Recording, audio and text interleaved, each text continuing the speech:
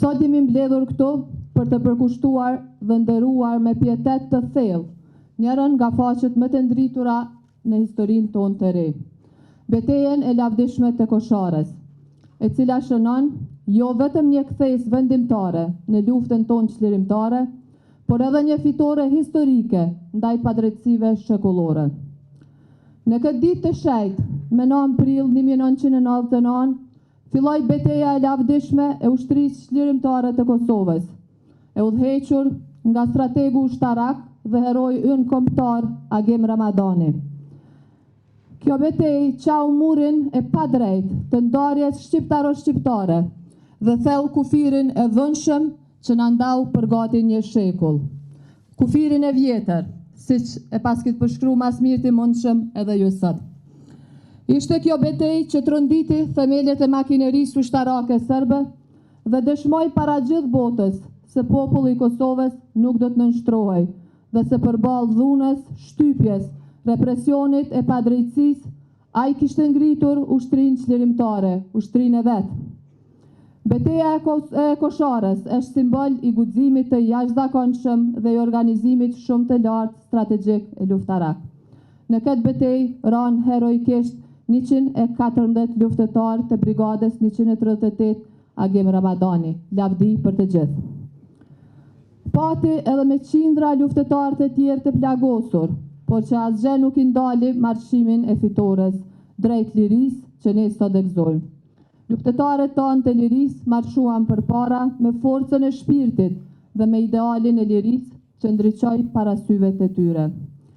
Për krah komandantëve Rustem Berisha e Anton Çuni, lavdia e kësaj beteje është përgjithmonë e lidhur me emrin e komandantëve vizionar Agim Ramadani e Salit Çekaj.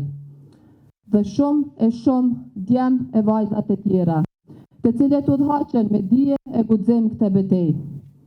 Sot Kosharja nuk është vetëm një lokacion, vend apo toponim gjeografik. Kosharja është simbol i përjetshëm i sakrificës dhe fitores. Është një mesazh brezash për atë që duhet të mbrojmë, nderojmë lirinë, dinjitetin dhe atdheun. Të dashura e bija, nëna e baballar, motra e vëllezër të dëshmorëve. Ju bashkë me të dashurit tuaj dëshmor, jeni heron të heshtur të kësaj lirie. Jeni gurët themelit mbi të cilët qëndron liria e pavarësia jonë, ku qëndron i fortë shteti ynë. Sot, populli i Kosovës përkullet para jush me mirënjohje të pafund.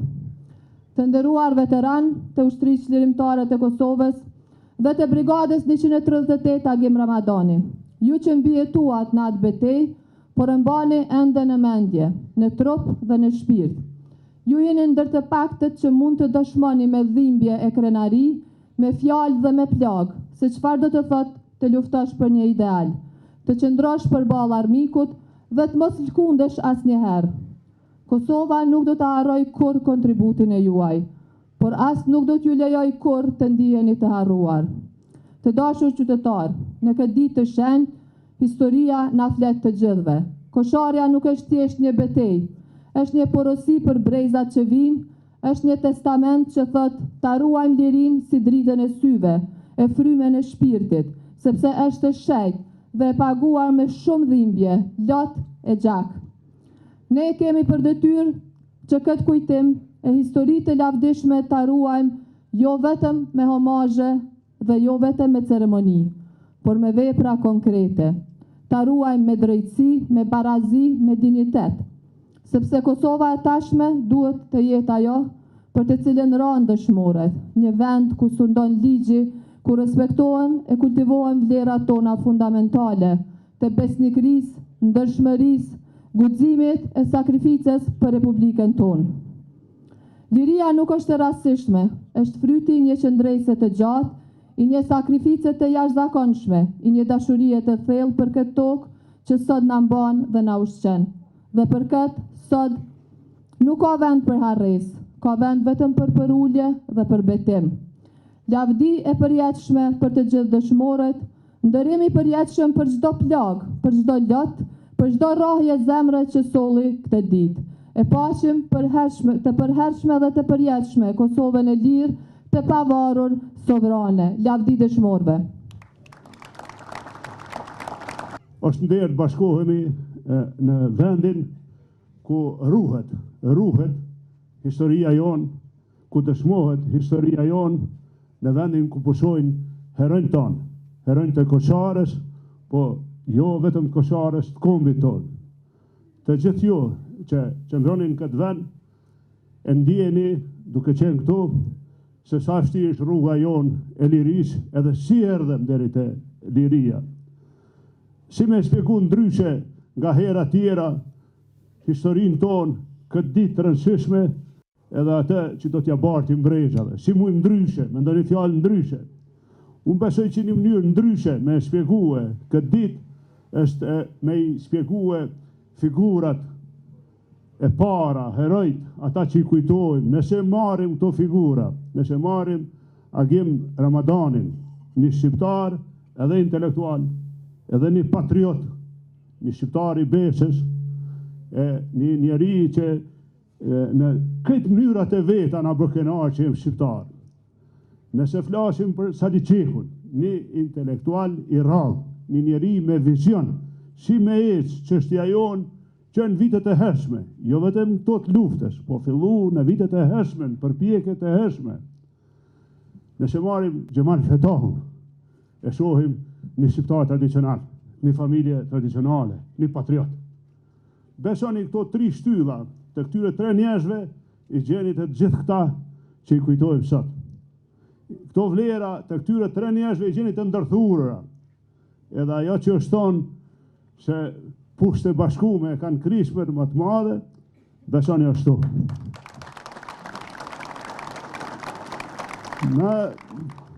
A ka mënyrë tjetër me shpjegue këtë ditë? Po, janë thy mitet se nuk thyhet ushtria atëhershme Jugosllavisë. Janë thy mitet se kjo ushtri mundet mu sulmue, po s'mundet mu thy. U thy edhe miti më i keq, u thy edhe ajo që ndante zemrat tona, kufiri shqiptar. Kjo është e vërtet, kjo është historia jonë. Ka dhe diçka që nuk duhet të harrojmë asnjëherë. Në pak ditë luftë, u vrani numër kaq i madh i luftarëve dhe atë në vit frontit, drejt për drejt, në intensitet të lartë luftimeve. Besoni, kjo është ndryshe nga shumë periudha tjera të luftës, edhe është e veçantë dhe mbetet e këtij. Tani, në këtë ditë, në mot me diell, ne vërtet e ndjejmë një krenari. E ndjejmë një krenari se me këtë ditë u bashku edhe kushtetuta e Kosovës, kushtetuta e shtetit tonë. Jemi në ditën e kushtetutës. Gëzuar dita e kushtetutës, njëkohësisht ne të gjithë, pra jo vetëm bashkëluftar të gjallë, populli i Kosovës, populli shqiptar, e ndjejmë plagën e martirëve, e civilëve të vramë në luftë. Janë shumë, janë kudo. I kemi këto afër, prej Mejës e Matutje. Sot është përvjetori që kujtojmë edhe 56 martirë civil në Kaçanik. Pra, asnjëherë nuk do të harrojmë historinë, nuk të harrojmë rrugën tonë, kur do t'i përsërisim gabimet e të shkuarës, do t'jemi vigjilent, do t'jemi vizionar, që t'ecim përpara. Një mësim nga e shkuara nuk bën me u harru kur. Me kriju aleancat sigurisë është e arritur e madhe, pra aleanca e sigurisë. Dhe nëse di me i rujt e me i forcu këto aleanca, nuk na përsëritet historia. në shëmbesim jashtë këtyre aleancave. Mundet historia me na u kthy. Andaj pra një thirrje nga ky vend që ka bëh historinë, të bëjmë kujdes, të ruajmë aleancat e sigurisë. Lavdi të rënëve për liri, lavdi heronjve të Koçarës, lavdi të gjithëve që kanë ra për lirinë e kombit tonë. Faleminderit. Në Koçare luftohej çdo ditë. Luftimet ishin të ashpra. Zhvilloheshin në një afërsi 5 deri në 50 metra dhe ishte e vështirë të shënohej një ditë pa luftë. Forcat serbe vazhdimisht tentuan të rikthejnë pozicionet e humbura, angazhuan njësitë më elite që kishin, paramilitar, mercenar rus, tanket, helmet kimike e çka s'përdoren tjetër. Por rezultati ishte gjithnjë i njëjtë, ata ktheheshin me njësitë e përgjysmuara. Nga friga dhe paniku shpeshherë nuk arrinin të tërheqnin të vrarët e plagosur dhe për forcat armike kjo ishte një humbje e topshme. Pas 87 viteve, me nuk mund të thirreshin në integritetin territorial të tyre, sepse kufiri në mes të Shqipërisë dhe Kosovës nuk ekzistonte më. Betejë e Koçarës ishte ideuar dhe planifikuar nga ushtarakët e kësaj betejë dhe dolën të sakta parashikimet, vlerësimet, analizat dhe vendimet e kësaj betejë. Bashkëpunimi dhe koordinimi në frontin e Koçarës ishte një ndër faktorët kryesor që ndikoi në suksesin e kësaj betejë. Ky ishte një bashkëpunim i shumë thjeshtë që kishte filluar që nga përgatitja, zhvillimi e deri në përfundimin e luftës.